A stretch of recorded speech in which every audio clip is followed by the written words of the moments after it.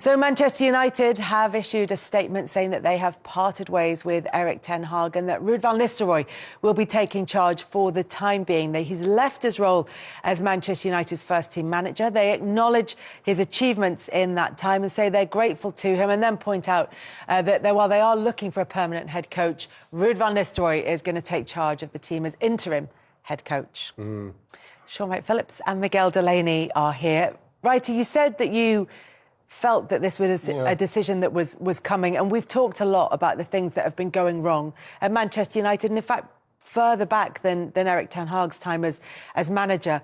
But there is something in being sacked after that game against West Ham where they concede that penalty in the weirdest of decisions. It feels like there were other games where it would have made more sense. It would have made sense, but obviously Coventry didn't finish him off in that semi-final, but that probably would have been the one for him to go. But for him to go in this game with the amount of chances they missed, and I've already mentioned today that this is,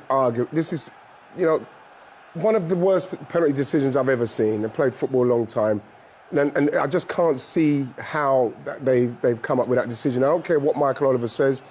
In his time of leisure, he'll look at that and he'll say, you know what, maybe, did I even need to let them check that? Do I need to even let him check it? So he's had that decision to deal with, Ten Hag, and he's also got to watch that first half of his team just miss chance after chance after chance. It's, in the end, yes, they've sacked him after this game, but it's so many times he could have been sacked. Yeah, it feels like it's been a long time coming for reasons that we've discussed a lot over the last couple of years, Sean. Me, myself, the last time I was on, I basically said, well, if he's not doing the job that you hire him to do, to sack him. But even now, when I think about it, to sack him after this game is just strange. You give him an extension in the summer. You've also gave him something like 200 million to spend, and then 8 weeks later, you sack him. If I get it, I don't want nobody to ever lose that job, but I mean, it's just timing. It's just all wrong. They had the start of the season to make this decision, bring somebody fresh in and let them grow with the players and the club, and they chose otherwise. And now they're in a situation where effectively they have to find somebody else, whenever that may be, and whoever it may be, to come in and effectively start again. And is he going to want new players as well, or is he just going to work with what he's got? With that decision that they made over the summer, that they were looking for another manager at Manchester United, then they decide to stick with Erik ten Hag. Once the owners and the manager are in those kind of conversations, is it just borrowed time, Miguel? Oh, completely. In fact, I think this is actually a decision that sums up the club's indecision. It doesn't speak that well to... I mean, they've obviously got this new football leadership now in Ineos and Sir Jim Ratcliffe and everyone he's hired, but it doesn't exactly speak to the clarity of their thinking right now. I mean, to be honest, I think they made this decision, well, from what I've heard as well, they basically made this decision before the cup final.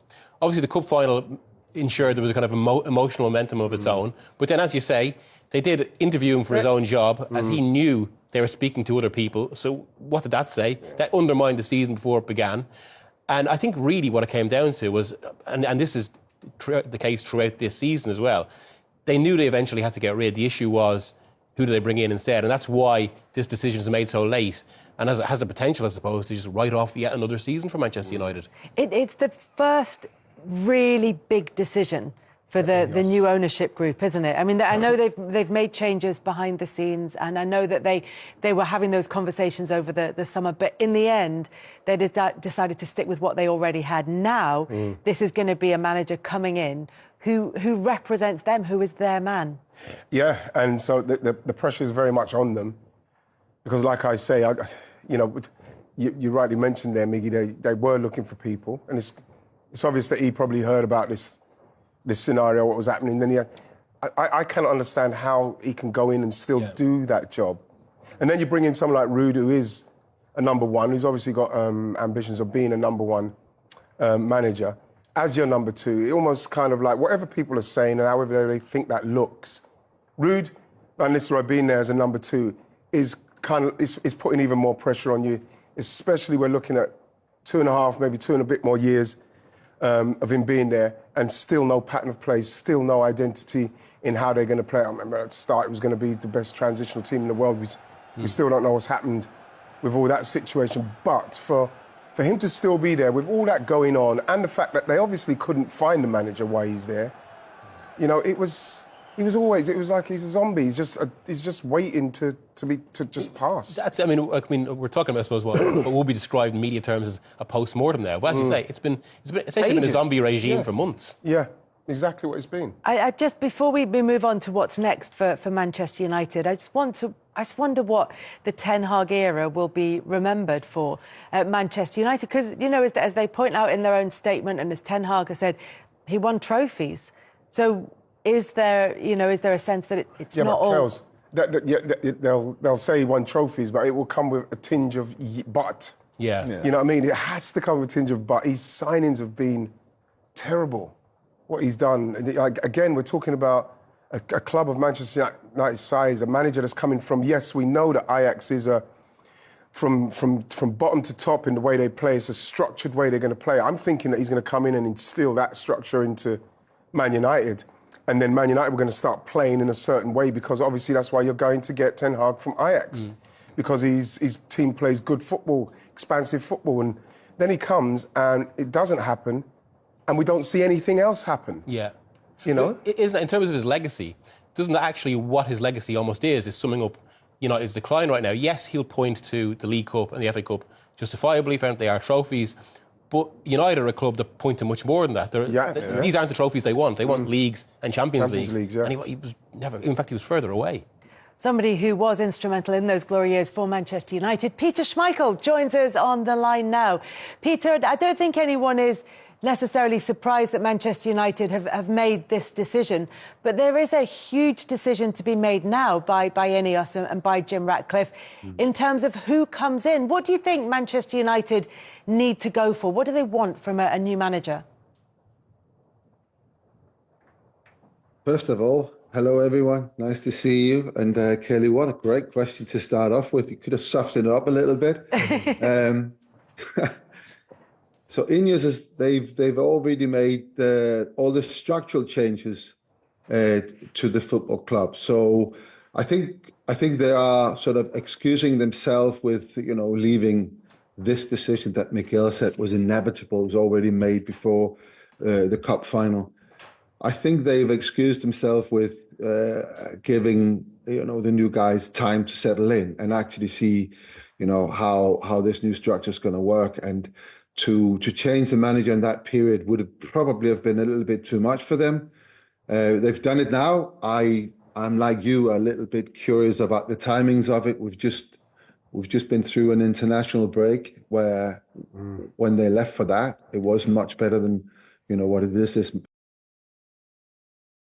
this Monday morning. So why didn't they do it then and, you know, bring somebody in? I mean, they've had enough time to get the next name on the list lined up, and then let this person have the time that an international break gives you to, you know, get used to Carrington, get used to Old Trafford, you know, have really, really soft beginning.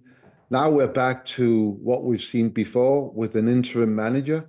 They've obviously said that Ruud's going to take over. I mean, I don't know how good a manager Ruud van Nistelrooy is, but he was a really, really good player. If he can bring some of that to the team, he might have a chance of staying on.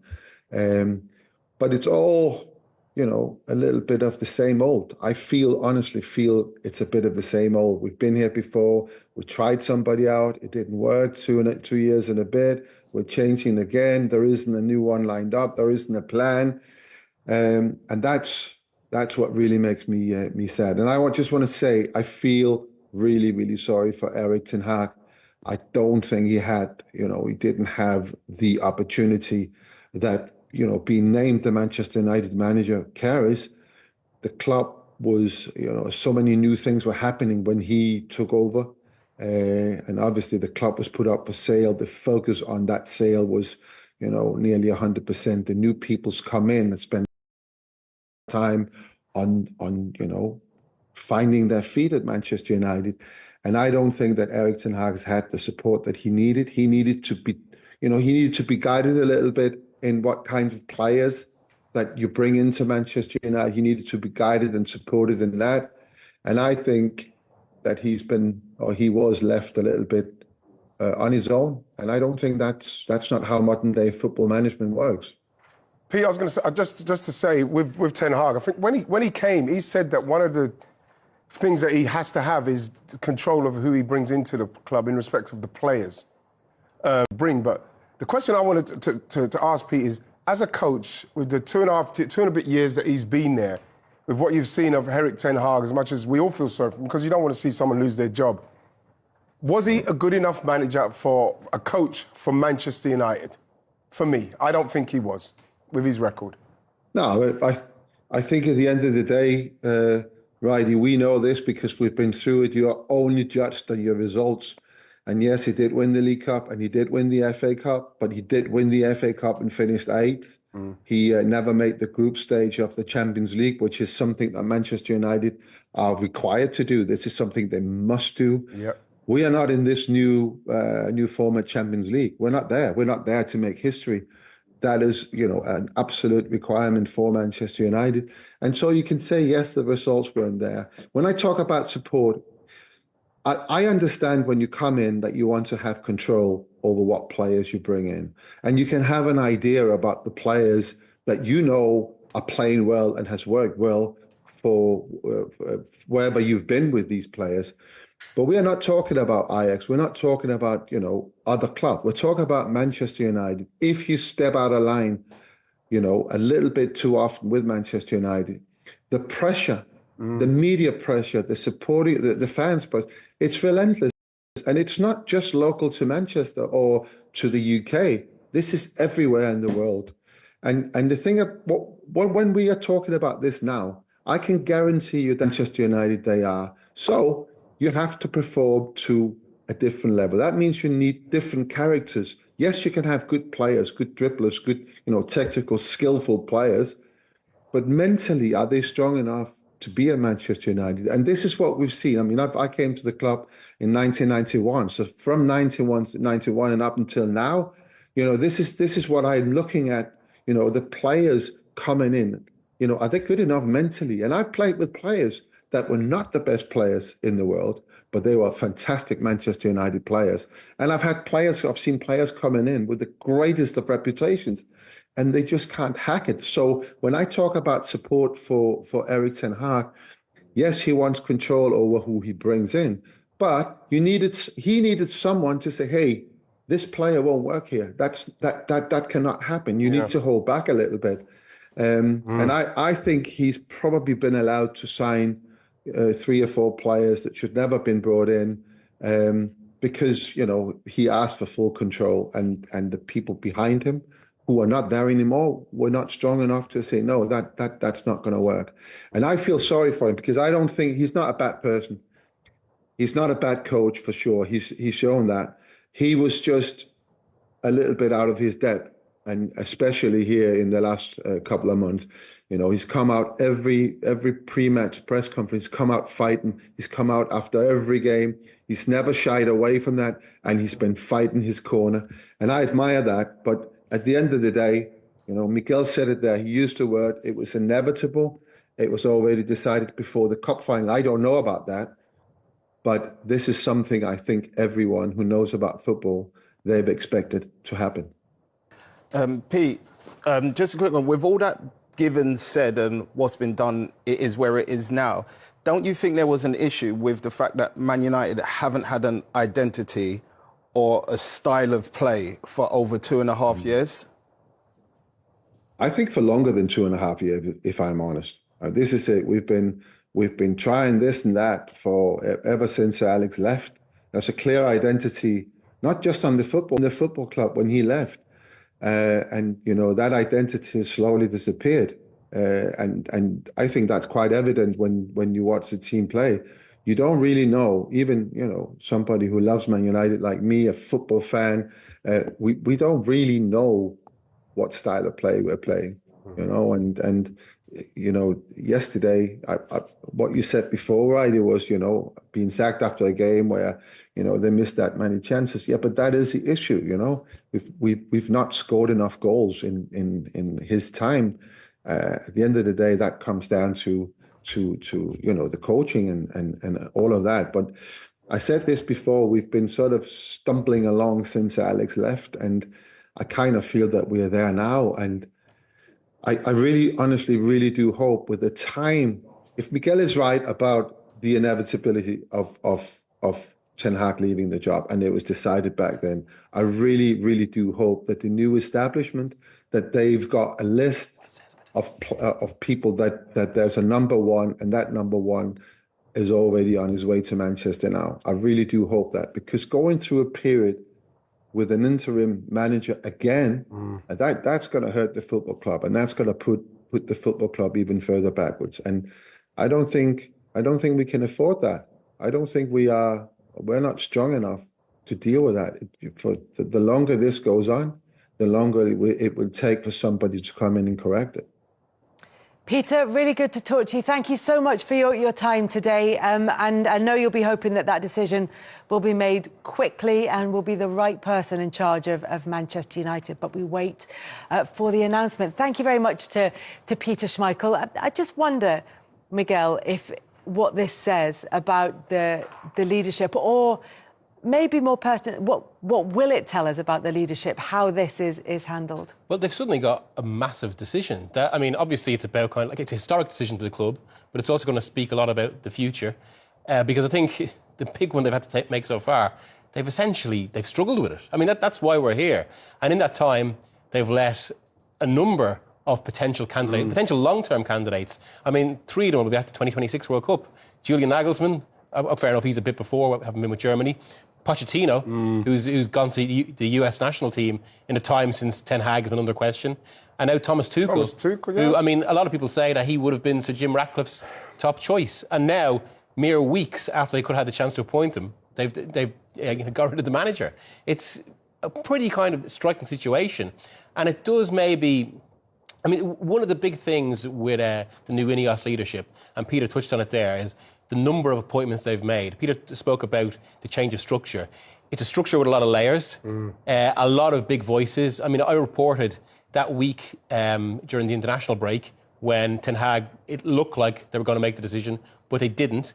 And that was partly because they had this 7-hour meeting, and in that meeting, Ratcliffe said to the hierarchy of the club, right, let's all lay out our cases for every situation, real kind of high-performance thinking, as they put it, and every decision is thorough. But all that led to was a number of senior figures putting through multiple cases and this indecision.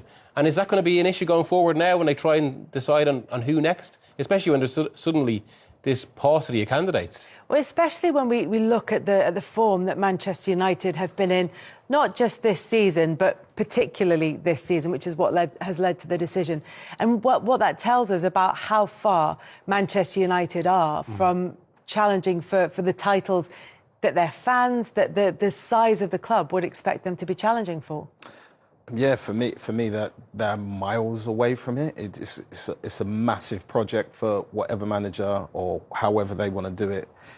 They're going to get it, try and figure a way to get it done. But in terms of the team, you wouldn't necessarily say the team is just a bad team. I think they got some beautiful and talented individuals. Well, that's the reason why they won their cups. Exactly that. In that team, I think it's almost like they need guidance. I think if you look at a lot of the bigger teams in the Premier League now, they all have a way to play. They all have a system. Every player knows what they're doing, whether it's attacking, defending, whether they're on the bench, they still know what they're doing when they come on. Whereas when I watch Man United, I know Pete said the identity behind the scene, I still feel like on the pitch, the manager has to take control and guide the players into, because individual brilliance only takes you so far. You're only going to have moments of magic. But when you come up against the top teams, you will find out more times than none. You will lose most of them. And I wonder if that's maybe one of the things that we are going to find out about Ineos, under Jim Ratcliffe, that they are going to be maybe moving in a certain direction, if we'll learn a bit about the type of football they want to play. Because Manchester United at the moment find themselves as close to the relegation places, they're 7 points away from there, as they are to top 4, which just outlines, the journey that they have to go on. And because we don't know what Manchester United's style of football is, when, for example, Manchester City did it with Pep Guardiola, they sort of built the club Everything was in built, order yeah. to bring Pep Guardiola in. So they said, we want to play this way from top to bottom. We want to bring in these people at board level, and we want to give Guardiola the support to build a club in his image, if you like. Now we're going to see whether Manchester United have that vision. Is maybe the right one. I think the more you think about it, and the way that since Ineos has come in and Sir Jim Ratcliffe has come in, everything what's happened up to this point, everything what's gone on behind the scenes, you know, I mean, we're hearing about disgruntled stuff behind the scenes, and that's going to happen when someone comes in and there's cuts. So that's going to happen instantly and straight away. And then you're talking about the way they've dealt with the managerial side of it, and whether they're going to get rid of this manager, whether they're going to keep him.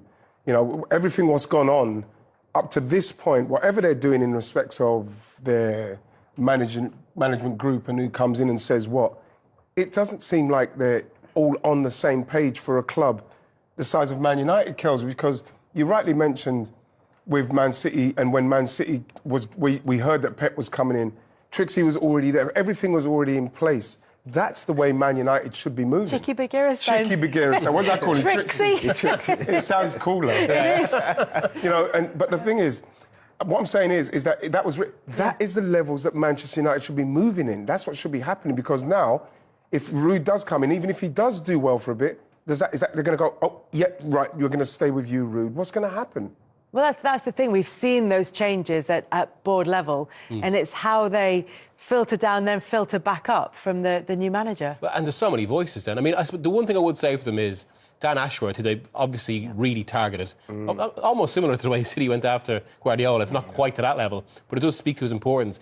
He is considered one of the best in England, or one of the best in world football, at drawing up a technical plan. So it's exactly that kind of idea of what a club should look like in terms of structure. But now it's almost like, well, they can't. I was going to say they need to fast track it. That's probably what the last thing they should do, given what United have been like lately. But they do need clarity, and I think that's where the benefit of Ashworth comes in. But then you do wonder, it's like there's so many voices there, and so many voices with influence from Ashworth, Omar Barada, the CEO, Brailsford, who's such a close advisor to Ratcliffe himself. And yeah, obviously that's led to all these influences at these meetings, and they need it, exactly as you say, Kelly, a clear focus now.